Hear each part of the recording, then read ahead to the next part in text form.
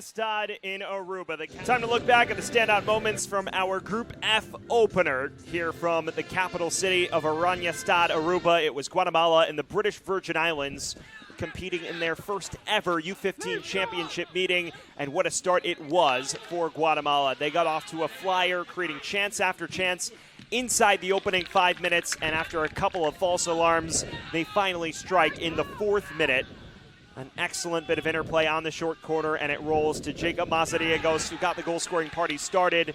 And from there, it never really stopped for Los Chapines, who were on the front foot for pretty much the entire first half, creating opportunity after opportunity. Johnny Prevost was under fire the entire opening 35 minutes, and they just continued to create until finally finding that elusive second.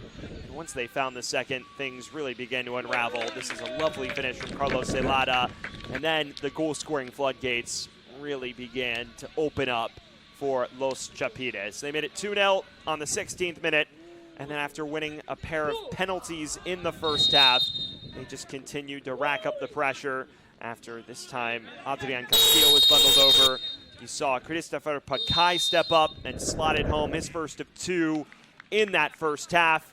And then they would convert again after pretty much moments later. Guillermo Quiñones was sent tumbling in the penalty area. Just a hard shove from Bryson Walters, and it set up Quiñones, who delivered from 12 yards. And then before intermission, there was one more moment of brilliance.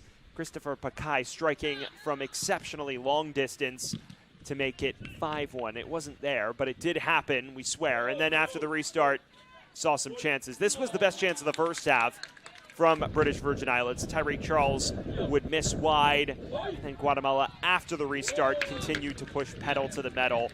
Joshua Ramos striking. There was one moment of solace for British Virgin Islands, though. An excellent run from Miles Penn, his effort saved, and then eventually falls to the substitute Noah Salt, who does put the Nature Boys on the board. But after that, 3 more tallies by Guatemala would allow them to romp to a 9-1 victory to open Group F play.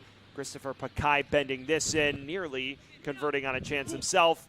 And then eventually, you just saw Guatemala be too much for British Virgin Islands. This effort was saved, and then there were more chances as well. Josue Barrios would eventually get on the board to make it 7-1. But it was an onslaught just of on-rushing attacks by Guatemala. Finally, Josue Barrios and company would convert. This is excellent interplay as well, which led to a late stoppage time goal from Alvarado, who would bury one more from exceptionally long range into the top corner. A goal that will live in his highlight reel as he wrapped up all 3 points with a brace in the closing stages. We welcome you to the capital city of Stad, Aruba. Time to look back at the 70 minutes that just transpired here from Aruba, the Group F opening day finale between Dominican Republic and St. Kitts and Nevis. And it was a strong start for Dominican Republic, knowing they needed to win to keep pace with Guatemala's dominant victory earlier in the day. And well, that they did. And it came rather quickly. The opener inside 90 seconds. Axel Unvoas at the back post, pouncing after the scuffed effort in front of goal. And it looked like maybe it would be a romp for Dominican Republic throughout the first half. But St. Kitts and Nevis did hold their own. They weathered the storm. A number of chances followed for Dominican Republic. Los Quisquianos, though, could just not find that second breakthrough. Camille Castillo creating some danger. This cleared off the line at the last second by Kamani Newton. And then finally, Castillo goes down in the box, and you think, okay, here's the golden chance to make it 2. Well, Brian Collins with other ideas. A double denial, stopping Castillo from the spot, and then Cabrera de la Rosa on the follow-through. And it looked as the first half wore on like maybe St. Kitts and Nevis could snag a result. They were holding their own, not a lot of possession, but still managing to stay in the match and create enough moments of uncertainty on the other end to make Dominican Republic get a bit nervous. And you saw them, especially towards the end of the first half, draw them into some late challenges, some yellow cards. And that is where the match felt the most on a knife edge at the end of the opening 35 minutes. St. Kitts and Nevis started to create more and more, at least draw Ian Flores into a bit of action. But then after the restart, a switch was flipped. Dominican Republic, a terrific cross from Castillo into Mejia, and from there, the floodgates did actually open. 2 minutes later, after Castillo drove free, instead opts to shoot and picks out the bottom left corner with expertise.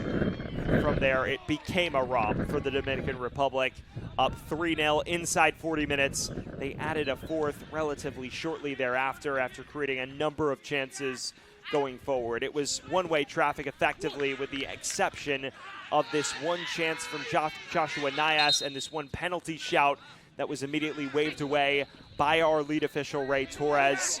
St. Kitts and Nevis had a couple of pop-up moments, but nothing that truly troubled Ian Flores. And then finally, the fourth was tacked on by Mejia, just shy of the 50-minute mark. And from there, it was cruise control for Los Quisqueyanos. Could have probably added a fifth at one point or another, but unable to do so after a few crosses just flashed across goal, and then they subbed off their key creative players. This, the best one-on-one opportunity.